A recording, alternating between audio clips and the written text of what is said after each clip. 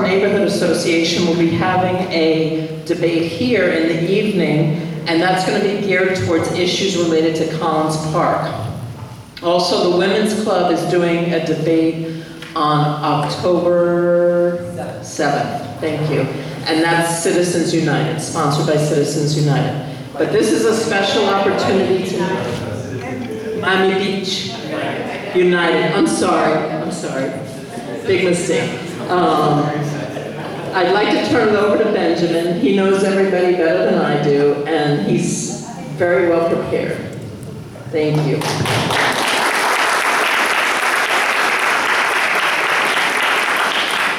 Good afternoon, everyone. I want to thank all of you so much for coming. I'm really excited to make sure that our candidates have the opportunity to speak to all of you, and to make sure that we really have our residents having a voice in our city government. Just really quickly for the format of the debate. We're going to be starting with opening speeches by all of our candidates that will consist of 2 minutes, a little bit about their background and what they want to do for the city, and then we're going to go over key important issues for all of our residents in the city. And then finally, we'll be concluding with closing speeches. What's really important and a great opportunity for all of you is that we're going to be doing it in a forum style with all of you sending in questions to the moderator. You will be able to send in questions at www.teamsforteams.info/MB-candidate-questions. Once they're sent in to me, you can send them in at any time, and we will be asking them to our candidates so that all of you have the opportunity to speak. So once again, that's www.teamsforteams.info/MB-candidate-questions. So without further ado, we're going to be introducing all of our candidates, and we'll get this started. So first, Mr. DeFilippi.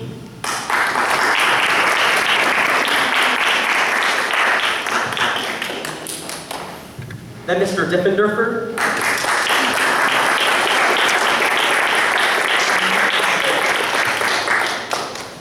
Ms. Rosen Gonzalez.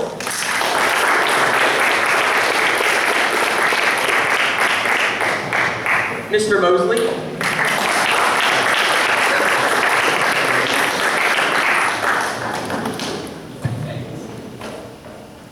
Mr. Parker.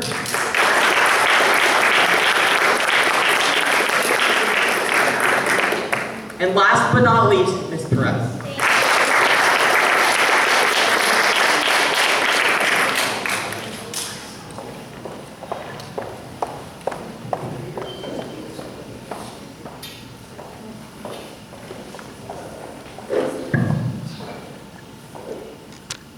So now in alphabetical order, we're going to be having each candidate give a 2-minute opening statement.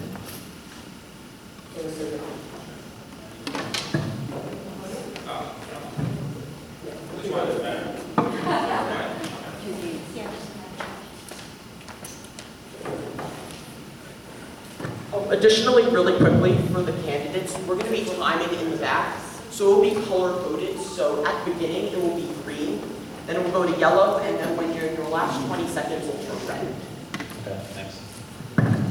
It's a pleasure to meet everyone. I know most of you, and for the few meeting for the first time, it's an honor. My name is Michael DeFilippi. I've been involved for a couple of years, primarily as an activist. I decided to get involved because I wanted to create change in our city. There's a lot of things that I had issues with, especially regarding transportation, cleanliness, quality of life issues, and I decided, I'm going to do something about it. Instead of just complaining about it and not doing something, I'm going to take the initiative and do something about it. A little bit about myself. I'm originally from Massachusetts. I've been here for about 5 years now. I graduated from the University of Massachusetts with a degree in hospitality management. And I've been here selling real estate now for, like I said, approximately 5 years. Very passionate about the city. I love it. I came here because of the weather, beautiful water, and a great environment. But one thing I noticed was our waters are beautiful, but we have trash and pollution, and we have serious cleanliness and quality of life issues, which I want to address. Because of that, I decided to start a group called Clean Up Miami Beach, which basically inspired other residents like myself to get involved and do something about it. I would basically create group cleanups to get people together and clean up areas that essentially needed to be improved. Other ways that I've really taken the initiative to create changes, for instance, with transportation. I always walk up and down like Washington Avenue, Collins, and those places, and I notice there's no crosswalks. Why do we not have painted crosswalks? How do people not recognize things like that? Where's the proactive behavior from city employees? So I went to our transportation department, and they initiated basically a request at the county, and eventually 6 months later, which is insane, we got crosswalks on Washington Avenue. That's because of just me as a resident just speaking up. So that's why, as part of the group, I want to inspire other people to get involved and basically create change. So I'm about action, I'm about results and solutions, I'm not about rhetoric. So if you do decide to vote for me on November 3rd, you're going to see significant improvements and changes in quality of life issues, cleanliness, and just like I said, quality of life issues. And I appreciate your time. Thank you.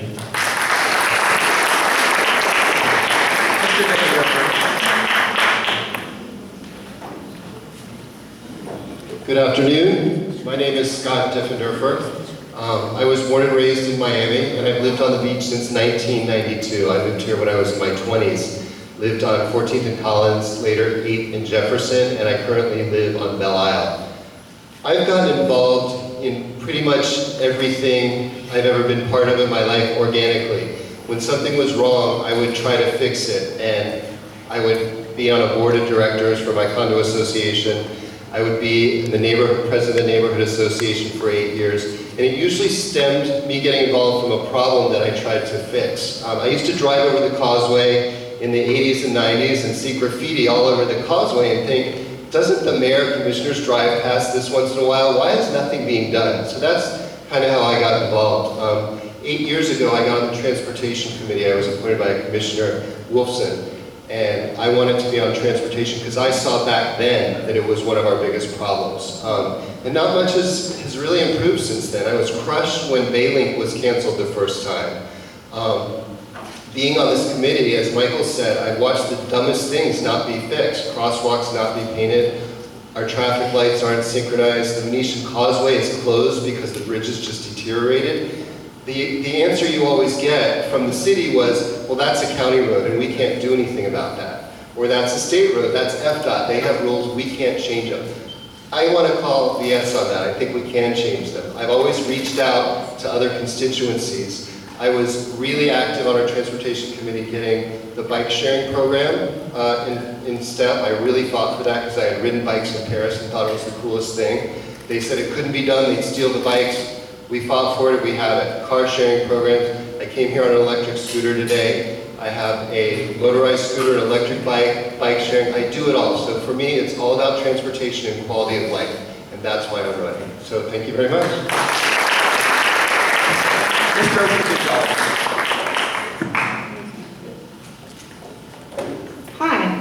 Hi, my name is Kristen Gonzalez. I couldn't be more pleased or happy to be here today. I look out at all of your faces. Many of you I've worked with, some of you I've traveled with, I've eaten with. You're my friends, you're community members. I couldn't be more pleased and honored to be running for your city commission today.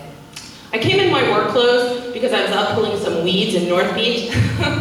And I did that on purpose because I'm all about hard work. Our city is in a place right now where we need people who are courageous. This morning, I live on Alton Road. I walked outside of my house, and I have to tell you, the water was bubbling up in a way and coming toward my house in a way that made me feel very uncomfortable. We have created a pump system. We don't understand what the consequences are of pumping this water all over the place, yet we continue to build and overdevelop and become more congested, and there's more traffic, and I'm tired of driving around and stuck in traffic and sweaty, and then I get to where I'm going and I hit a detour, and then I gotta find another way to go. So I think we're at a place where we need to stop and say, enough is enough. Okay, we need to stop and reevaluate what we're doing. We can continue to develop responsibly. But I know that given my experience, 7 years ago I had no income, and very, very quickly I was able to become a teacher at Miami-Dade County Public Schools in the most challenged district. That year, I would teach during the day, pick up my kids. At night, I would go and adjunct at Miami-Dade College. I've become a tenured professor at Miami-Dade College. I am a realtor in this community. I restore historic homes. I work with the building department. I know what hard work is. I'm not afraid of it. And I would love to serve as your city commission. So on November 3rd, I'm going to ask all of you to give me your most precious right, your vote. And when you walk into that voting booth, please vote Kristen Rosen Gonzalez, because I can assure you with so much sincerity and passion that when you vote for me, I'm going to be able to vote for every single one of you. Thank you. Thank you, and God bless.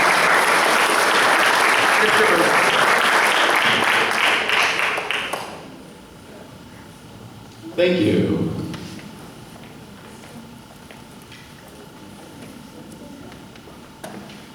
Good afternoon. My name is Isaiah Mosley.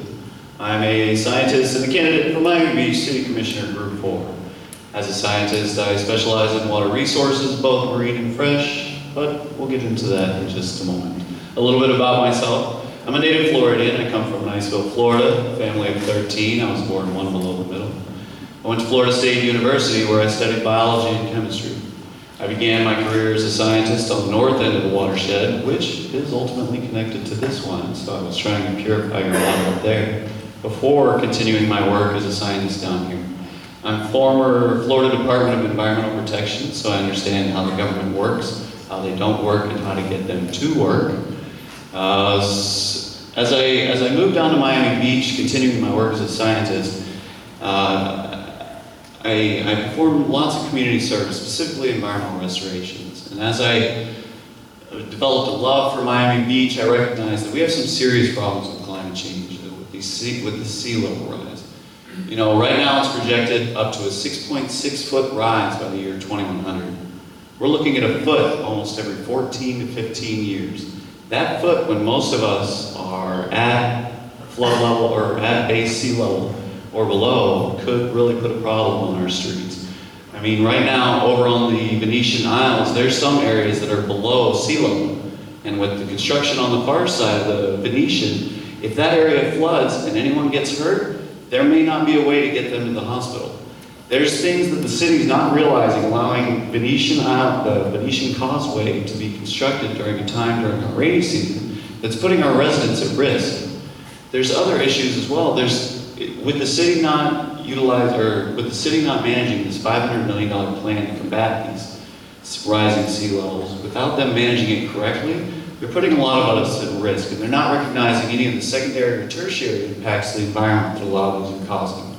If you know about the pump stations, then you know that it's actively degrading the environment, our Biscayne Bay, which provides billions of dollars to our...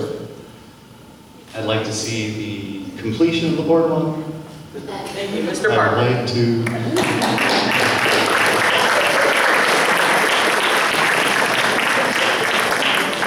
Thank you very much. My name is Jonathan Parker. I'm running for Miami Beach Commission, Group 4, candidate number 46. I hope you'll vote for me on Election Day, November 3rd. I'd like to tell you a little bit about myself and my experience and why I think I'm more qualified. First, I came to Miami in 1984. I've been a resident of Miami Beach for 25 years.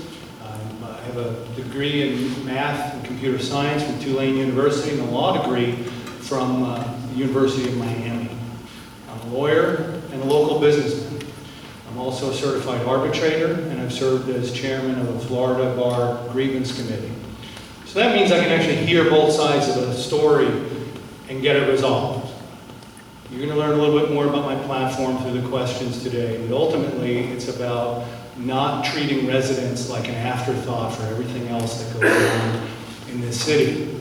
Ultimately, it's about the citizens controlling the government rather than the government controlling the citizens.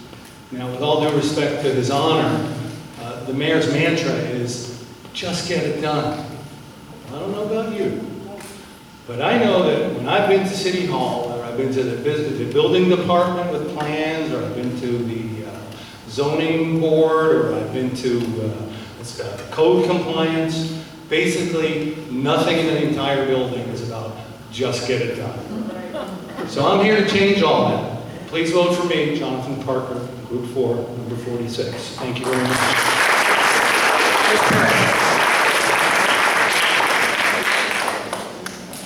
Since I'm always last, I always get the pleasure of thanking our host. Benjamin, you've been so professional. I've been interacting with you and Your family should be so proud. I want to tell you that, and thank you to Teens for Teens, thank you to the library for hosting this event. I love your slogan, where you say, students can hear, but they can't be heard. I want to tell you, as a mother of 5, I'm here to listen, and you will always have my ear as your commissioner. My number is 47 on the ballot. Let me tell you a little bit about myself. I came here 32 years ago. I worked for the tourism industry. I was on the beach one day. I met my husband on the beach. His name's Rudy Perez, and our business is music. We really do have the rhythm of Miami Beach in us. We've raised 5 children here. A couple of my sons are with me today. They've all gone through the public school system with Joan Balkan as one of their teachers. Yes, thank you, Joan, for being such a great teacher. Thank you. A little bit about my platform. I will always stand for integrity and honesty. I will always be there for you all. My door will always be open. I remember hearing one of the commissioners say that he took the door off. I'm thinking of doing that. I think that's a great idea. Thank you very much. I look forward to your questions. Thank you. So for the remainder of the debate, we're going to be having 1-minute speeches by our 4 candidates. Please keep in mind that once the color reaches red, we're starting to get to the end of our time, so please don't go over to make sure that everyone can get an equitable amount of speeches. So first, we're going to be starting with environmental concerns. It seems that, unfortunately, flooding has become synonymous with the city of Miami Beach. The amount of flooding that we have here is truly atrocious, and it's time to take action to make sure that we can finally fix it. Mr. Mosley, if you were to be elected to the Miami Beach City Commission, how would you make sure that we can address the flooding problems that are facing all of our residents? Yeah. It's what we have to do. I mean, we won't have a city if we don't act now. I mean, you heard the 1 foot every 14, 15 years. But think of this, immediately we need to raise the minimum finished floor elevation so all these new developments as they go in aren't taking advantage of these buyers that don't understand that they're buying something that could be underwater in no time. We've got to elevate the roads, we've got to elevate the sidewalks, we've got to elevate critical infrastructure and facilities, and all of this will decrease our flood insurance premiums. If we don't act on these, we may not have a chance to enjoy all these other things that we want to see put forward in our city. Thank you. How would you pay for it? How would I pay for it? The incredible tax base through development that Miami Beach has, as well as grants from the state and the federal government, and a few other ways. I'm sure there's bonds. Oh, sir, if you're going to have any questions, please send them in to teensforteens.info/MB candidate questions. All right, I'm sorry. Thank you. It's open to the platform. I didn't see you, I'm sorry. Ms. Rosa Gonzalez, do you believe that increasing the floor elevation is the best way to decrease flooding in the city of Miami Beach? The floor elevation of homes or streets? Both. I find the whole thing confusing, Ben, and I'm going to tell you why. Right now, we're in the middle of this flood mitigation, okay? I think we're about 30% done with these pumps, and South Beach is dry and Mid Beach is flooding more than ever before, and it occurred to me today that as we build these pumps and we move and in different parts of the city, if we don't do it in a balanced way, the flooding is going to increase to the point that, I mean, Surfside and Bell Harbor, by the time we're done, they're going to be underwater.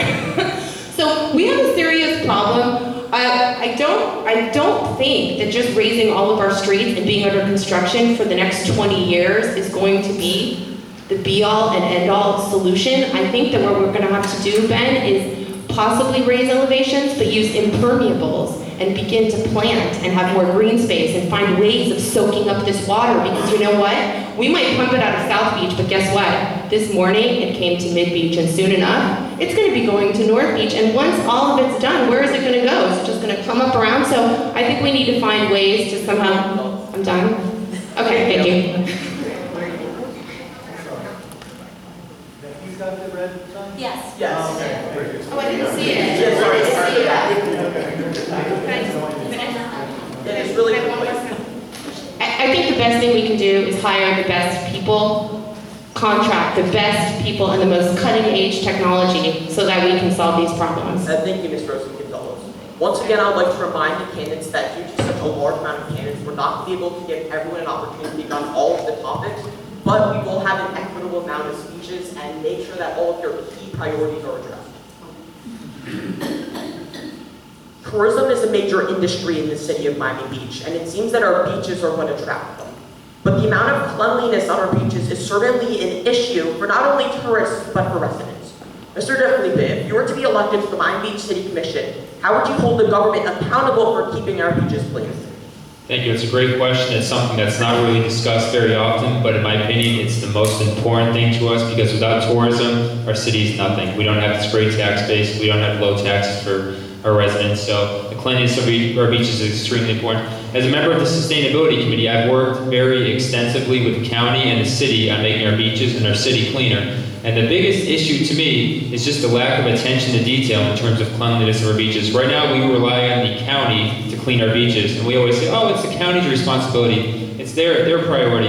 Okay, great, let them do their thing, but we can also implement our own program in addition to what they're doing. So there's a lot more that could be done in terms of putting trash bins closer to people on the beaches, having it at every entrance. A lot more could be done. And our beaches are only sifted once a few times a month. They should be sifted every morning. We should have the most pristine and cleanest beaches around, because that's what brings people here, and it's extremely important. Mr. DeFelipe, I have a follow-up question from Jessica in the audience. She asked, Hey, Jessica, where are you? Okay. She asked, what's the best possible way to keep pollution out of our oceans as well?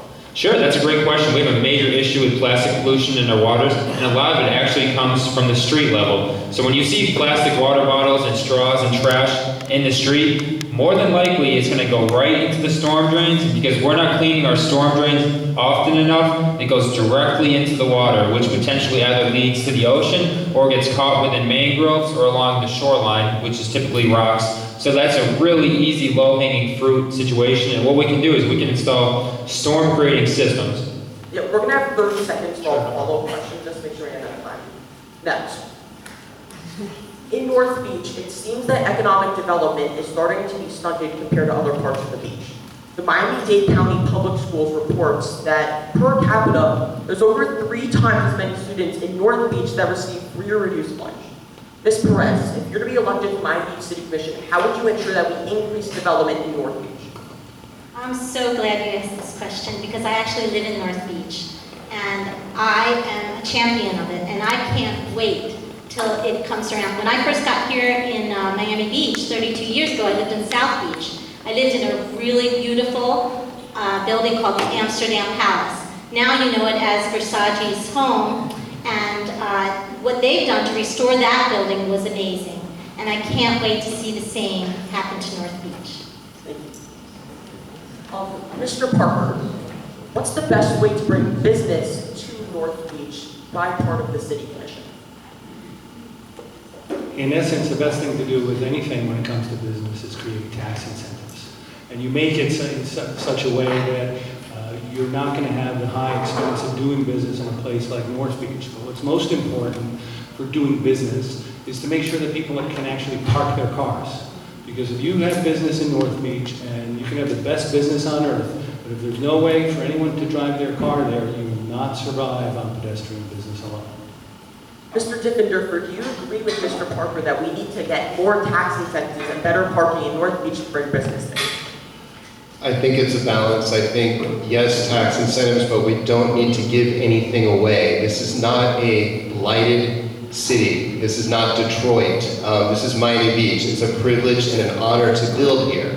And we need to make it doable to save some historic buildings, but we need a master plan, and we need to stick to the master plan rather than let developers run the show of how we develop North Beach.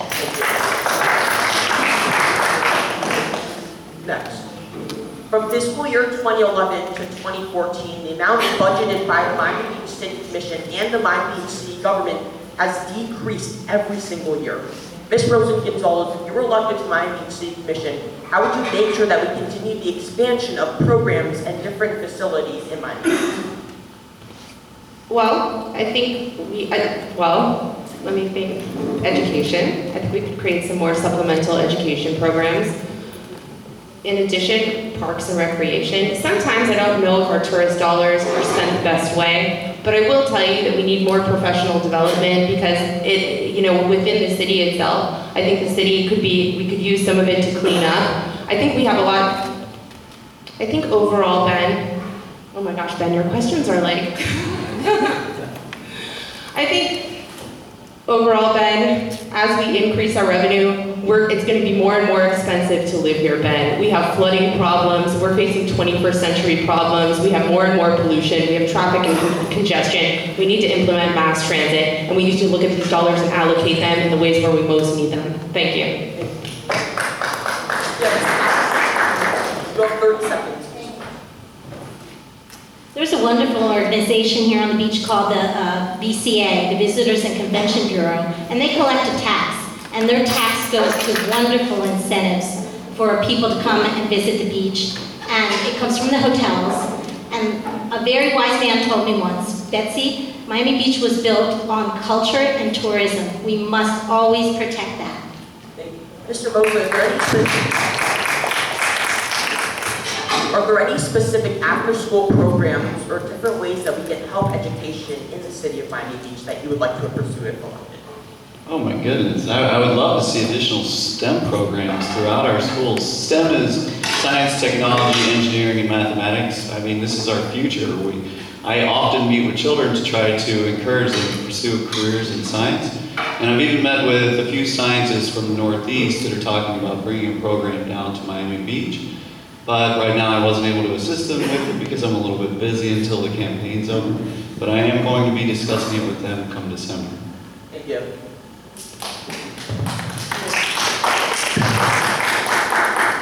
An issue that all of our residents are sharply divided on is historic preservation versus development in the city of Miami Beach. It seems that a lot of times it's become a key issue to many of the Miami Beach residents. Mr. Diffenderfer, if you were elected to Miami Beach City Commission, what would your position be on development versus preservation and keeping the integrity of Miami Beach City neighborhoods? So this is probably the most complicated issue we're dealing with. Miami in general, and Miami Beach particularly, has always been built on development from its very inception. So that's not going away. We have some really special buildings that we need to incentivize being saved here.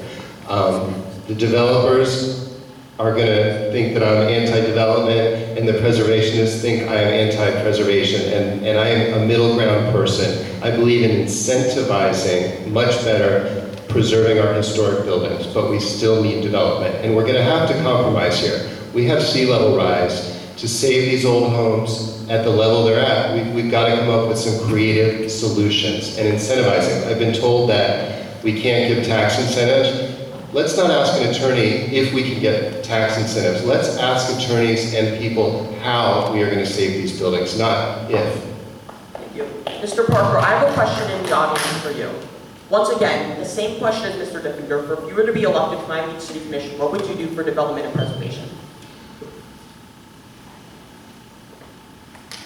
Okay, the most important thing is to incentivize preservation. It's very important. I'm a fan of preservation, but I'm not a fan of the government telling me what I can and cannot do. It's very simple. It's a very simple theme that I have.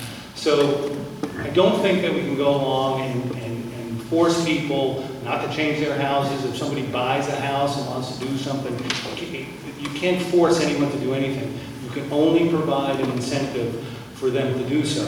To that extent, I just want everyone to know we cannot get federal aid to raise houses and do anything until we have a tragedy. The federal government will not give us preemptive money in order to raise roads or do anything. So it's imperative, sadly, that we have a tragedy first, and then we'll get all the aid to do whatever we want to do. Are there any other candidates that would like to speak about historic preservation? I love the postcard of Miami Beach. I think it's beautiful. I think the buildings are fantastic. I think the homes are beautiful. And I think we really have to take each individual case as it stands. Some homes can't be saved, some can. And I look forward to getting there and helping make a good, educated decision on which one should go. Thank you. Mr. Diffenderfer, if you were to be elected, how would you make sure that we continue to enforce city code in the city of Miami Beach? That's actually a great question and like right up my alley. I really think we need code enforcement to be proactive instead of reactive. If code enforcement was proactive, we wouldn't see couches sitting in alleys for a week straight. We shouldn't have to rely on residents, which is great that residents involved in the city app and that those kind of measures, but we should have proactive code enforcement to go out and seek out blighted areas, seek out illegal signs, illegal dumping, those kind of things, a lot more. I could literally go down any street right here and probably write 100 citations, and that's not even an exaggeration. There's that much work out there for code enforcement, and I think it'll really improve our quality of life if we can get them to act in a proactive way. Ms. Rosen-Gonzalez, same question. How do we increase enforcement of city code in the city of Miami Beach? Well, we need more code compliance. We need more code compliance officers. All of Ocean Drive and South Beach, I think there's 2. So what we do is we pass ordinances and then we don't have the people to go out and enforce these ordinances. So I think we need to revisit some of the ordinances, see which ones are relevant, which ones aren't. Can we increase budget? Can we hire more code compliance people? And I think we need to simplify. Our code is thousands of pages. Nobody even knows what our code is. So if you hire somebody, how are you going to train somebody to implement too many ordinances? So I think this is an area where there can be a lot of change. Thank you. Mr. Parker. Just want to follow up. A lot of the code needs to be cleaned up. A lot of the code provisions are actually unconstitutional. They're insanely broad. And right now, the problem with code enforcement is that most of them don't know what the code is. They have no idea what they're doing, and basically they're knocking on your door, having a legal conclusion as to what's wrong with your life. I've had experience with them. They don't even know what to tell you what to do. So they show up at your door, they knock, they say, you're out of compliance. What do I do? Oh, well, just call me, I'll see what I can do for you. They don't know a thing. It's the worst thing that we can ever do. There needs to be a better system. It's not about more of anything. Thank you. Mr. Mosley, if you were elected, are there any specific ordinances that you would pass to increase quality of life for residents? Well, again, minimum finished floor elevation, absolutely. When it comes to others, I'll have to give that some further thought. What would be the impact of implementing an increase in the floor elevation? Like, is that possible? Yeah, absolutely. You know, in 2018, FEMA's about to jack up the minimum or the base flood elevation another foot. In order to be compliant, we really want to increase it by 3 feet over that. So right now, as these developers are building, they're susceptible to flooding. I mean, I see development all day, every day around Miami Beach. And if we don't stop that, all these people that want to come in to move to Miami Beach could be getting cheated. And we can't allow that. Thank you. Next, traffic and congestion is one of the largest issues. Again, one of the key issues of this season and this election season. Ms. Rosen-Gonzalez, if you're to be elected, what specific policies would you take to decrease the amount of congestion traffic residents face? Okay, Ben, first and foremost, I think we need to see what we're building, how much we're building, what is the impact going to be on different neighborhoods. We need to go out and find the best mass transit company, possibly do a public-private partnership. I also think, there's a system that we know that costs $10 million, and what it does is it times our traffic lights better, so we need to invest in this system. Scott knows more about that because he served on the transportation, but there are several things that we can do, but I think it needs to start by stopping the building, stopping the rate that we're currently building, because we don't want to be Brickell. I can guarantee you, I met some people the other day that just moved to Miami Beach from Brickell. They can't even go 2 blocks. So we might overbuild, but you know what? These developers come in, they make millions and millions of dollars, and then they leave. And when they leave us with traffic, they leave us with congestion, they leave us with all sorts of problems. And what are we going to do about it? Maybe we need to say, enough. Enough is enough for right now. Mr. Griffin, do you agree with Ms. Rosen-Gonzalez that we need to stop development to decrease traffic? I don't agree with a whole lot she says, but I do agree with that. I actually would like to see more transportation through the water. I don't think that's an area that's highly developed, and it seems like such an easy thing to implement. Not only would it be an effective way for residents and tourists to go back and forth, but it also would be a lot quicker than any kind of other mass transit. So yeah, I certainly absolutely agree with what you said. It's an extremely important issue, and we've got to really have the foresight to put traffic and transportation before development. Mr. Diffenderfer, if you were to be elected to Miami City Commission, would you bring back the Baylink program and try to make sure that we can increase more mass transit in the public? Absolutely. Baylink was my biggest crushing defeat of the beach, I think. First thing we have to do, though, is we have to fund this stuff. And currently, all transportation and parking surplus is going into the general fund to the tune of $8.5 million this year. The commission made a decision to funnel that money legally, but during an emergency situation, and it was about $1 million a year. And since our economy's improved, they still have not put that money back into transportation projects. We need a transportation trust fund, and we need to be putting money towards that. Look, when you go to Disney World, can you imagine, we're a tourist economy just like Disney World is. Can you imagine if you had to circle around Disney World and try to park the way you do here? Nobody would come, nobody would go there, and we charge more than Disney World to park.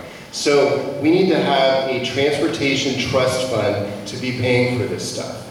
And we need to have developers pay for the impact that they are causing with more traffic. We have to have development, but we have to pay for it. Mr. Parker, do you believe that a Baylink program would be fiscally sustainable in the city of Miami Beach in the near future? Absolutely. As far as Baylink is concerned, it's not really even just about Baylink. It's about Baylink and getting people from the airport to Miami Beach as quickly, as efficiently as possible. It's a requirement, because when people think of Miami, they're actually thinking of Miami Beach. They confuse the two cities all the time. They don't realize they're two different places, and they show up in an airport that's virtually dilapidated except for one terminal or two terminals, I think, and then they wind up in the transportation center, and their first experience in Miami Beach is a hellhole. It's crazy. Ms. Perez. Let's look at history. Great cities never stunt progress. We can never stunt progress. We must be able to come up with traffic solutions and transportation solutions that get us around the beach without causing the traffic. I would love to see the streetcar system. I love the trolley system. I can't wait till it extends all the way from North Beach to South Beach, and I'm a proponent of Baylink. We met with the AFL-CIO, and there's a lot of workers on the beach that come across the bridge every day. If we can get them across the bridge efficiently and get their cars into parking garages, and then they can get out and take public transportation, that's the way to do it. Mr. Mosley, what would be the best way to make sure that all transportation infrastructure can be environmentally protected and make sure that we continue to protect our environment? Oh, you said it in the question almost. By making it mass transit, you are effectively making it more environmentally friendly. When it comes to the Baylink, we must elevate it. If you elevate it, you're minimizing the impacts. I love that a little update, they are increasing the trolley routes. They've got more routes, more trolleys. They're going to be ADA compliant. So all that's good news. So the city is taking the right steps right now. In late 2014, Forbes ranked the city of Miami Beach as one of the 10 worst for traffic, specifically on Alton Road. If you were to be elected to the city commission, would you make sure that we continue to develop Alton Road, or should we just leave it how it is and continue the pavement and make sure that we can drive on it? Ms. Rosenthal. Well, it's about to be tore up again because we need to install the pumps all the way up Alton Road. So are you talking in terms of what part of Alton Road?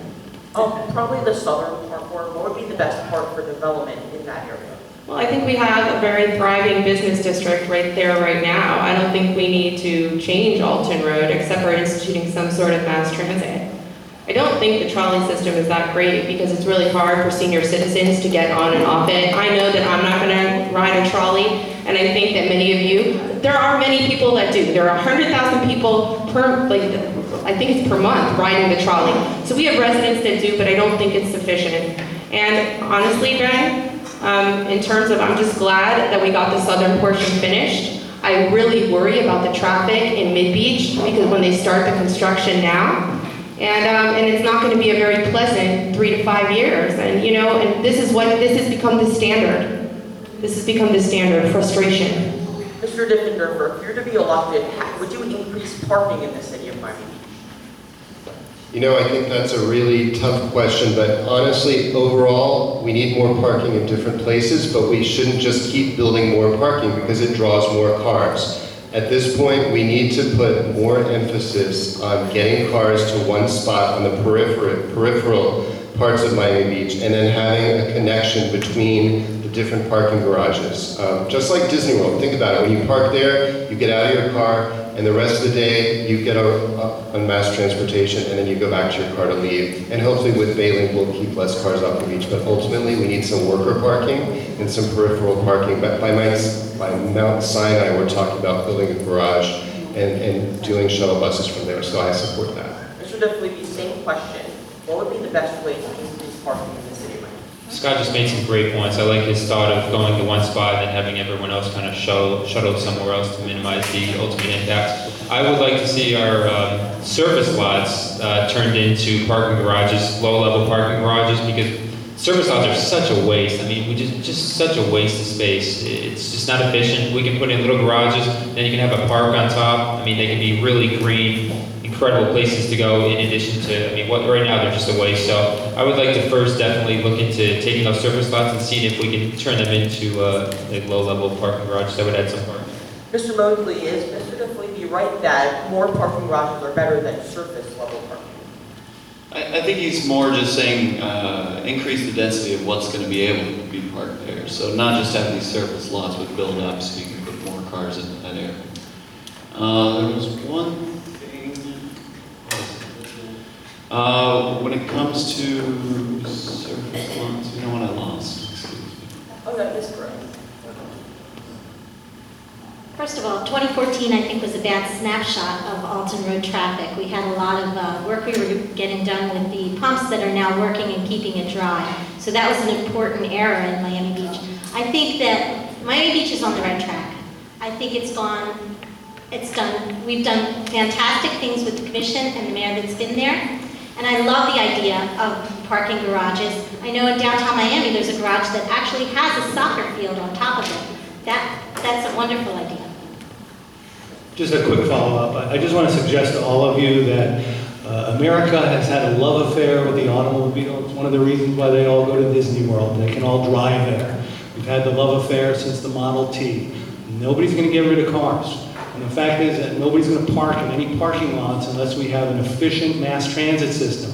And one of the things you never think about is if you're going to go out for a night on the town in South Beach and park up by Mount Sinai in July, you better start thinking about climate-controlled bus stops. Because until we do that, nobody's going to ride the buses because nobody's going to want to get dressed up and stand and sweat in the heat. You got to make it so people can drive their cars. You got to make it so they can park. I mean, even if they're a resident, because you get a discount and park super cheap. I'd like to follow up one last time. I came back to. I would definitely like to see a reassessment of all the parking situation, all the residential beach-wide. I feel like we're underutilizing our street parking right now. There's more space out there, but as you know, it seems to be yellow every time you get to that spot.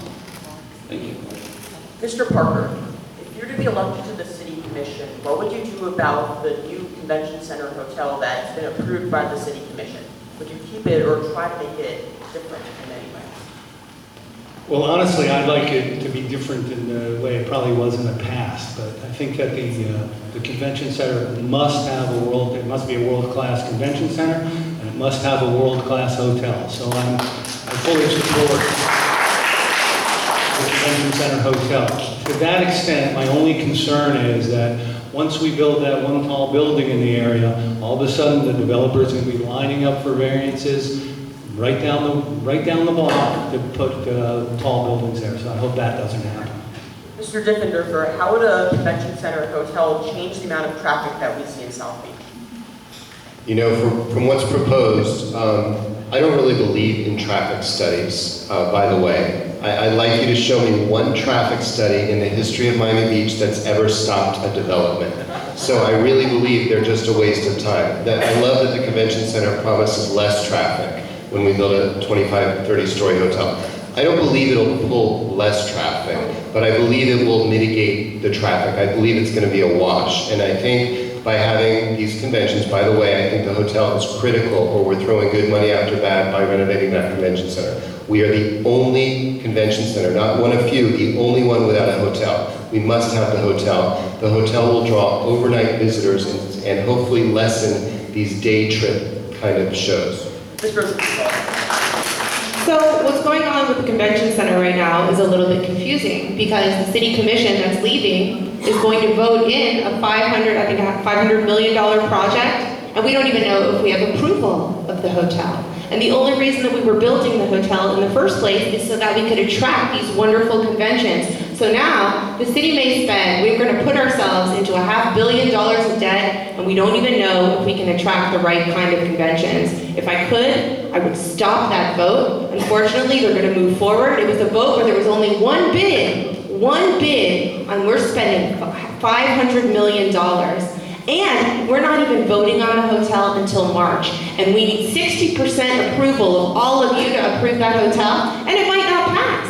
The whole thing is putting the cart before the horse. It's being done badly. It stinks of corruption and backroom deals. And I have a serious problem with the convention center right now.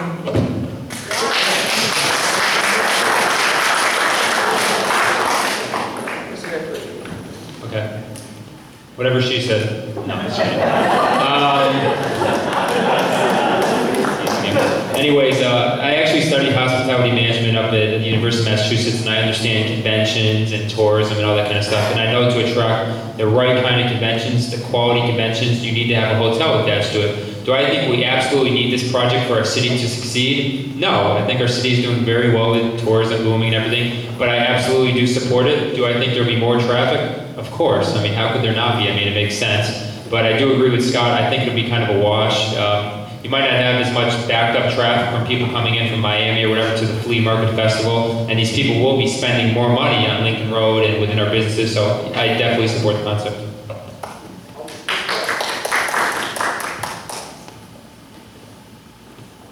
I'd just like to say I'm not confused. I believe our city has been going in the right direction. I will look forward to it continuing to go in the right direction. And Benjamin, this has been one of the best debates that we've had all of this candidacy. It really has.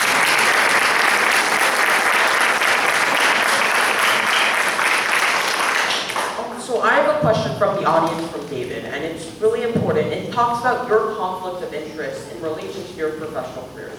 We're going to go through all of you, and I just have a question for all of you. What's the best way to minimize the amount of conflicts with professional relationships if you're elected to the city commission? Starting with Ms. Perez. Well, being here 32 years, I've gotten to know so many people. I think I can look out into this audience and I can see probably maybe over 50% that I've known and been friends with throughout the years. So I think that we're all, at least me, in my candidacy, I know a lot of people. I will never be conflicted. I'm emboldened to no one. I will always trust my gut, and that's the way I'm going to run my commissionship. Mr. Parker. You know, I think I'm the only person on this panel that will have to recuse himself from cases that involve Miami Beach. I'm a criminal defense attorney, and obviously I wouldn't be able to handle any cases whatsoever that involve the Miami Beach or the city of Miami Beach as the commissioner. I'm literally the only person on here. They will be able to sell houses, condominiums, they will be able to have concerts. Maybe Mr. Mosley can still do science as long as he's not doing it for the city. Thank you. He's right, I can't continue science, but I can't continue science necessarily on the beach with my company. So any projects that my company has on this island, I just can't be a specific part of, which is easy. There's tons of other projects to work on. Ms. Rosie, you can help. I don't intend to profit off of this job. And to be honest with you, to do this job correctly and not profit in some way, some days I'm walking along and I say this is a $6,000 a year part-time job. You have school systems, you have tons of senior citizens who need help, indigent, religious groups. This is a lot of work. But you know what? I'm taking it on, and I couldn't be happier. And I've walked this city, and I've met all of you, and I have no conflict of interest. I get a lot done. I'm the only one on this commission who single-handedly supports a family with children. I've raised my children. My children are successful. I'm a tenured college professor. I'm also a realtor, and I'm also a businesswoman. And you know what? The same way that I work hard in my family and at Miami-Dade College and with my construction projects here in Miami Beach, that's the same energy that I'm going to put into being your commissioner. And I think I'm going to help a lot of people. Thank you. You know, realtors are about as adored as attorneys and IRS agents, I think. I think that my record as a realtor, I was president of 2 condo associations. I did not profit from being as such. I would always recuse myself if I were personally involved, and I think that my involvement and care for the city in general speaks for itself. I've been very involved for over 20 years, so that's it. I'm also a realtor, so I kind of agree with what Scott had just said. I can't see there being any kind of conflict of interest for me because I hardly know anyone in terms of like development. I'm not really connected to any special interest. Anyone that knows me knows I'm very genuine, and what I do is because it's because I care. To me, I consider it a full-time job. It's something that I will be doing all the time. Yeah, of course, we're all going to take a hit in our pockets, but who cares? I care about the city and I want to improve things, and I'm dedicated to doing that, so I do not see any conflicts. There's just no way. We're now going to start in reverse order with closing statements. Each one will be 1 minute, and then after we'll be able to take questions from the audience verbally because we don't seem to be getting too many on the website. So, Ms. Perez. Well, I'd like to tell you all that I look forward to being your commissioner. I'm number 47 on the ballot, and I know it's hard to get to know us in this kind of format as much as you can. On this pamphlet that we handed out, my email's there, my phone number's there. Please reach out to me anytime. I'll be happy to sit with any of you and answer any questions you might have. And thank you for having us today.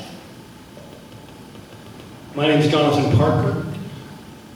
Vote number 46. Please vote for me for your candidate in Group 4. I thank you for having us here. Benjamin, you did an awesome job. This was one of the most impressive events. And I also want to remind you that my top priority is keeping the government run by the citizens. The citizens must run the government. The government cannot run the citizens. Thank you. Again, my name is Isaiah Mosley. Understand with all these environmental issues going on the beach that the commission needs a science voice. We've got a beach nourishment program that's set up that they want to put brown and gray sand on our beaches. We've got these pumps that they're installing, which people haven't even talked about, the sulfur that's getting into the atmosphere. Does everyone smell that around these pumps? This is an issue that people haven't even thought of yet. And already I'm trying to meet with chemical engineers to try to figure out a solution to this. There's problems that we can't allow this city to keep destroying the environment. And so we need a scientist on commission. Vote Isaiah Mosley. Thank you, Benjamin. Ms. Rosenthal. I don't pretend to know everything. Even the most learned of men, like Socrates, said, "All I know is I know nothing." But I am a quick study, and I do, and I will educate myself about every single issue. And I do, and overall, this process of running for the commission, of getting to know the community, of getting to know each and every one of you, has been so fulfilling. It's been transformative in my life, in my children's life. And I promise, if you vote for me, I will vote for you. Thank you. Mr. Diffender. So my name is Scott Diffenderfer. I want you to remember the Diffenderfer difference. Again, born and raised in Miami, I think that sitting up here, I really appreciate all my opponents. I think they're all really good people, and I'm proud to be in this group, which has been a very friendly group so far. So I hope it stays that way. We have a real class act up here. I would like to humbly say that if you look at my record, I have been involved for many years in many parts of the city. Most recently, I've stuck to my neighborhood stuff and transportation. Again, if I get elected, if I'm honored to get your vote, I will be broadening my issues again. But I have a record of bringing people together, of working with very divergent sides and bringing them together with compromise. And I can do that on the commission. So thank you so much. Mr. Deputy. Thank you. I appreciate all your time. If I'm elected, you'll see absolutely significant differences. I will help bring the city to places it's never been before. I think it's a great city, but it's nowhere near its potential. Aesthetically and functionality, it's just, we're not even close. So I get things done. People that know me know that I get things done. And as a commissioner, I'll continue this, and I look forward to your vote November 3rd. And if you want to learn more, you can go to acleanermiamibeach.com. Once again, that's acleanermiamibeach.com to learn all about what kind of solutions I'd like to implement. Thank you.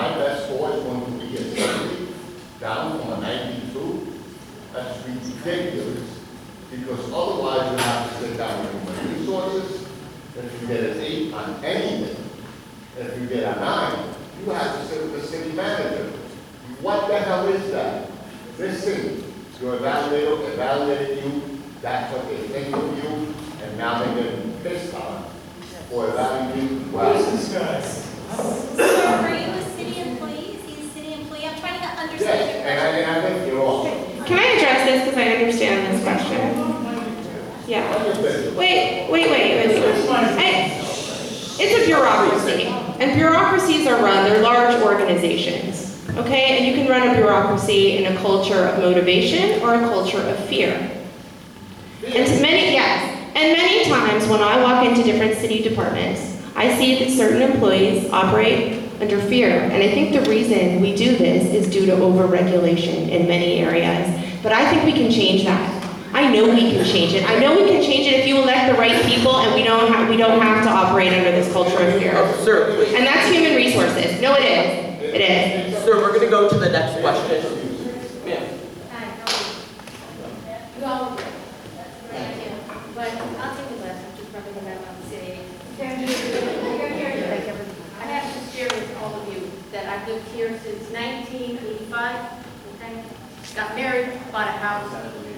Miami Beach was a dumpster, all right, at that time. What I've experienced in 30 years, I go to city committee meetings. I have fought a lot, tried to fight. Where is it? Right? We go to city, we are the residents. And the way that I feel is that the city of Miami Beach would like to see all of our homes and our residents go bye-bye and become huge buildings. No, we might as well just move the highway, not to any program. So my question to you, all of the commissioners, okay, we got a mayor, we went from a very kind of weak mayor, nice person, to a very strong mayor. We've been bulldozed with all of these comments. Our infrastructure is not going to handle it, we know it. So I guess my question to all of you when you get there, how much power do you have to prevent the city from just decimating all of the residents? I'm sorry. Really, it's what I see. I see conflict. So I guess the question is, what can you, this is all, what can you do? And can it be stopped? And that's the big question. I think you have 30 seconds. Okay, I think there needs to be a campaign reform and some way to control these developers who come in and throw money and threaten commissioners and they feel like they have no choice. And I have to be honest with you, I've already been offered thousands of dollars by different people to not speak about certain projects. And it's already been a conflict. And I say to myself, why? Why do we have to sell out? We're a beautiful community. We can stay a beautiful community and maybe we can reform our community so that we can remain a wonderful community and I can raise my children here and be happy. Well, I beat you by a couple of years. I came here 32 years ago. And I have to say that I think the city's gone in a great direction. And I'm sorry you feel that way. And I can tell you, as God is my witness, if I am your commissioner, I will be your ears and your voice. Mr. Parker. Absolute power corrupts absolutely. That's the answer to that question. Cities are going to change. It's a fact. But when it comes to development, it needs to be an evolution. And right now, it's rape and pillage.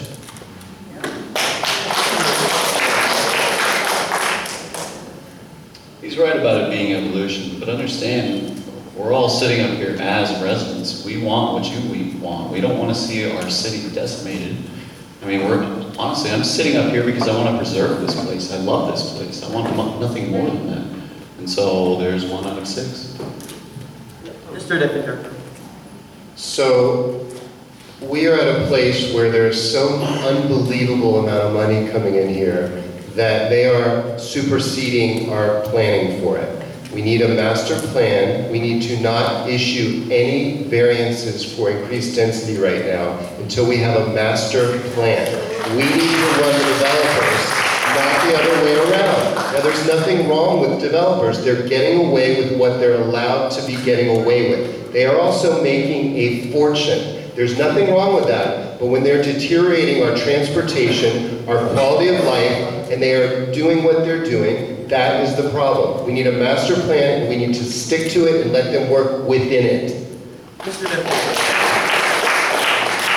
I actually don't like the term power. As a commissioner, I don't want to have power. I want the people to have power. I want to inspire people to be involved, and they're the ones that are powerful. I can be influential, but we need people to be involved. We need people to be inspired and to get them involved to really know that these are the issues that they care about. Sure, we technically have power, but with power comes ego, corruption, and special interests. So I want people to be the ones to have the power.